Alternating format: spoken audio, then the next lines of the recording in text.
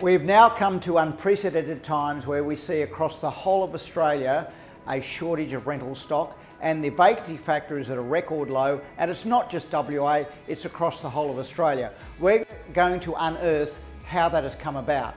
Is it the migration? Is it the higher interest rates? Is it all the builders going to the wall? Is it the lack of government intervention in what's been happening? Or is it a fallout from COVID? Let's discover that now.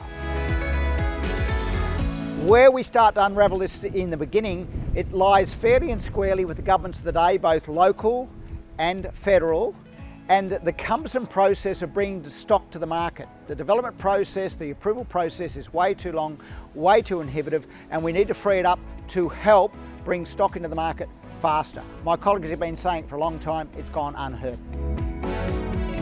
Consequently, this shake-up in the building industry has been catastrophic. Everybody's probably aware we've had over 100 builders go under last year, and some great names, Pindan, Jackson, Firm, ProBuild, all gone forever. And what a lot of people don't understand, in the whole of Australia there was over 1,200 construction firms go bankrupt in last year.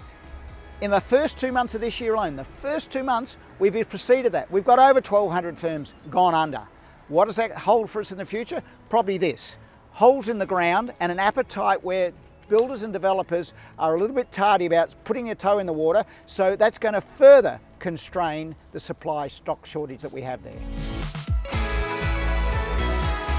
So the second key to this is the COVID crisis. Now, on the other side of what's happened, we can all be wise in retrospect, but the governments of the day acted very responsibly, but they handed out a lot of handouts, and those handouts exacerbated the building boom because we had a supply shortage, we had a labour shortage because of lockdowns with COVID. I think it's 2 years for me to get my new car at the moment. So there's a supply shortage, labour shortage that constricted the building market. Plus we had handouts going up to $50,000. If you're a smart first home buyer in Perth, you could save about 50 grand. And so we had a lot of people jumping on the bandwagon. So the builders, within a matter of 12 months, went from being on their knees to actual boom, and unfortunately now we see a bust. So the other key to the equation is migration. I think we've got 950 bobbies coming to WA alone. Our building industry needs more people to work in the building industry, but where will they live while they're building the accommodation that they've got to stay in? It's a conundrum. But on top of that, the big elephant in the room is interest rates. Interest rates and the global banking system. We've had the Bank of Switzerland, the Deutsche Bank, the Silicon Valley Bank. We've got banks having a run on, and the idea of interest rates, certainly they seem to have peaked or close to peak now, but the worry of inflation and recession is making it uncertain for developers and builders to say, look, I'll put my hand in my pocket and I'll go and build that property to help with the supply shortage. So I think we're going to have a supply shortage for quite some time, especially as WA is the place to be. We've got so many people coming in.